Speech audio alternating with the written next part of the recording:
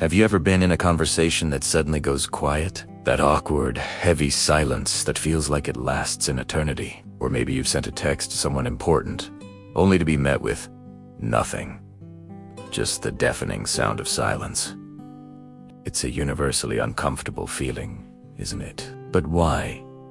Why does silence have such a powerful, almost frightening hold over us? Today, we're diving deep into the psychology of silence and uncovering why it can be so incredibly scary. Let's start with our brains.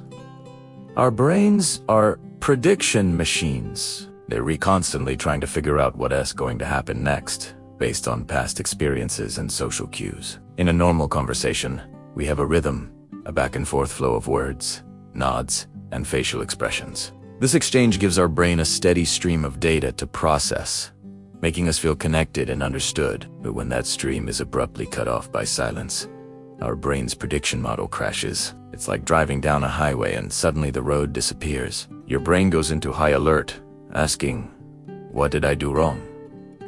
Did I say something offensive? Are they angry with me? Do they not like me anymore? This uncertainty triggers our fight or flight response. Our heart rate might increase.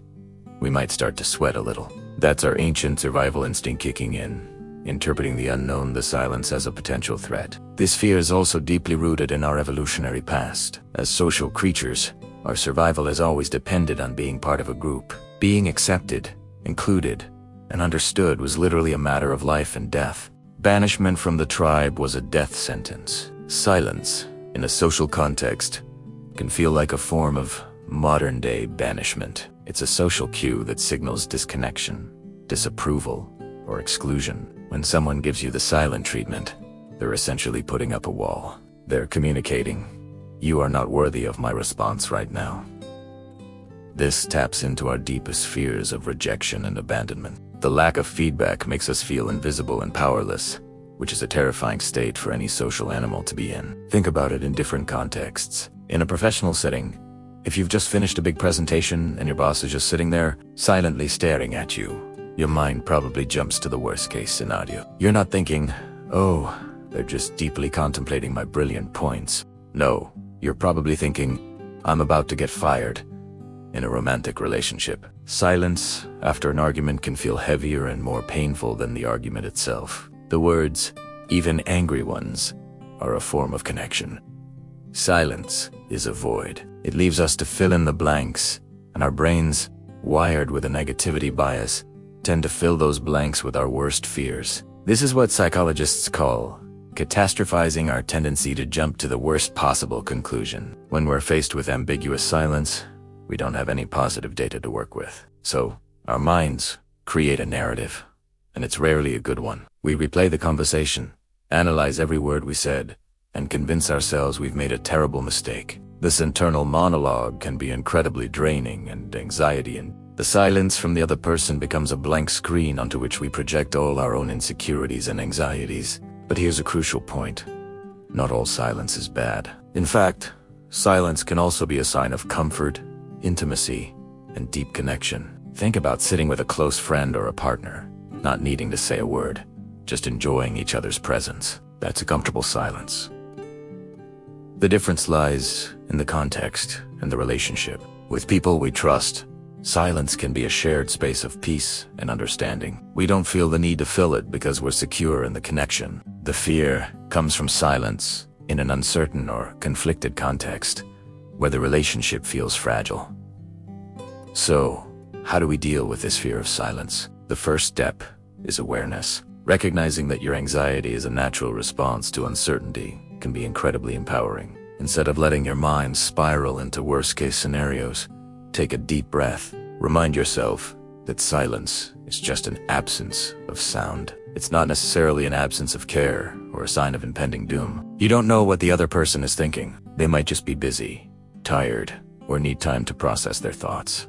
The second step is communication. If the silence is coming from someone you care about and it's causing you distress, it's okay to address it.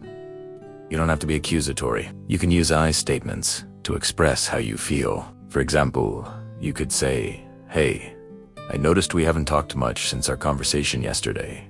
and I'm feeling a little anxious about it. The story I'm telling myself is that you might be upset with me. Is everything okay? This opens the door for a conversation without placing blame. It turns the scary, ambiguous silence into an opportunity for clarity and connection. It takes courage, but it's far better than suffering in your own self-created nightmare. It's also important to get comfortable with silence ourselves. We live in a world of constant noise and stimulation. Our phones are always buzzing.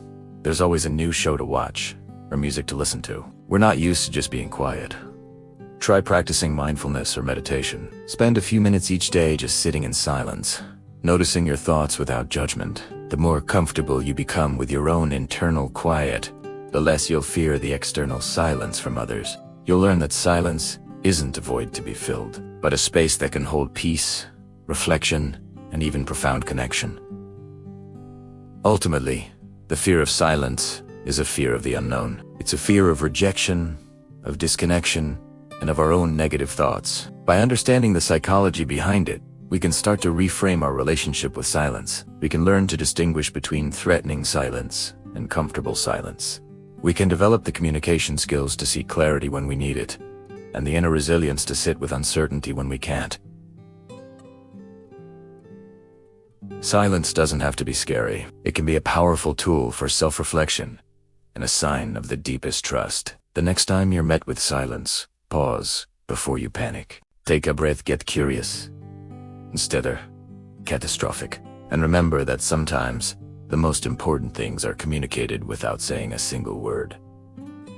Thanks so much for watching. If you've ever felt that pit in your stomach from an awkward silence, let me know in the comments below. I'd love to hear your stories. And if you found this video helpful, don't forget to like, subscribe, and hit that notification bell for more deep dives into the human mind. See you in the next one.